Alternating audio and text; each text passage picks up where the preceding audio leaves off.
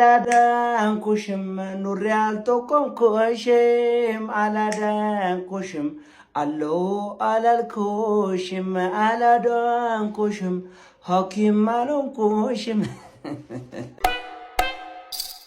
እንግሊዝና አውስትራሊያ እንግዲህ አላዳንኩሽም አሜሪካ ሐኪም አልሆንኩሽም አለው አላልኩሽም ስትቆጠቀጪ ልክ ስትገቢ ዝም ብዬ አይቻለሁ ብላ በጸጸት እንግዲህ በስተመጨረሻ እንግሊዝ ኩዌትንና ባህሬንን አግዛለሁ በሚል ሰበብ የጸረ ሚሳኤልና ጸረ ድሮኖችን በሙሉ አንጋግታ የጦር መርከቦቿን አንጋግታ ወደ ጦርነት እየተቆላቀለች ነው።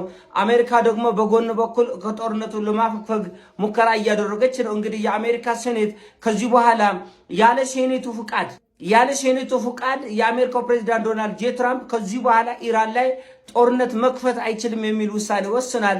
እጅግ በጣም አስቂኝ ነው። 80 ቀን ሙሉ የአሜሪካ ሴኔቱ ተኝቶ ይሆን የሚሳበውን ሳብሳባ አድርጎ ደንዘዘ ይሆን ምን ይሆንም አይታወቅም እና ከ80 ቀን በኋላ ከ3 ወር በኋላ ከንቅልፉ ነቅቶ ኢራን ላይ ወረራ ያለኛ ፍቃድ መውሰድ አትችልም። መጀመሪያም የአሜሪካ ህግ እንደዛ ነበር የሚለው።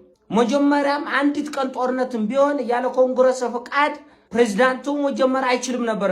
ነገር ግን ኢራን በተደጋጋሚ ለኮም ጣፋጭውን ሰርፕራይዝ አለኝ ለአሜሪካ ጣፋጭውን ሰርፕራይዝ አለኝ ለሙሉ ዓለም ይሄን ጦርነት እስቲ ልብ አላችሁ ጀምሩት የቀበጡለት ሞት አይገኝም ነው የሚሆነባቸው ነው ያለች ኢራን። እቺን ጦርነት ለመጀመር እናንተ ያብቃችሁና እኔ ደግሞ ሰርፕራይዝ ለሞላ ዓለም አሳያለሁ ብለና እንግዲህ እንግሊዞቹም ሆነ ፈረንሳይቹ አሜሪካን ማዳን እንደማይችሉ አውቀዋል።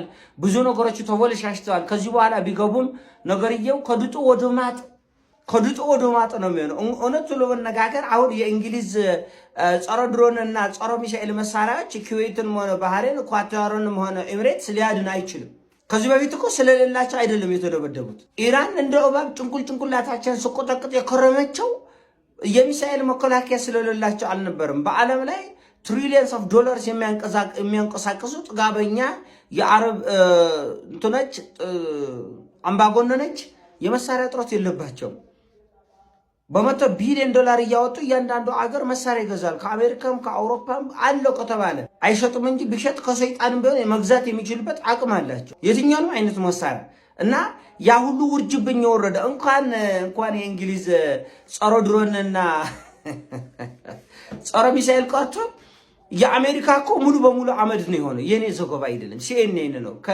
ከአሜሪካ ዩኤስ ኢንተለጀንስ የደህንነት ምንጮች ጥብቅ መረጃ አግኝቻለሁ። የቪዲዮ ማስረጃ አለ፣ የፎቶ ማስረጃ አለ። 8 ሀገራት ላይ ያለ የአሜሪካ የጦር ቤዝ ደግሞ እንዳያገለግል ሆኖ በኢራን ጥንቅቅ ብለው ወድሟል ነው ያለው CNN ነው። እኔ አይደለም ያልኩት።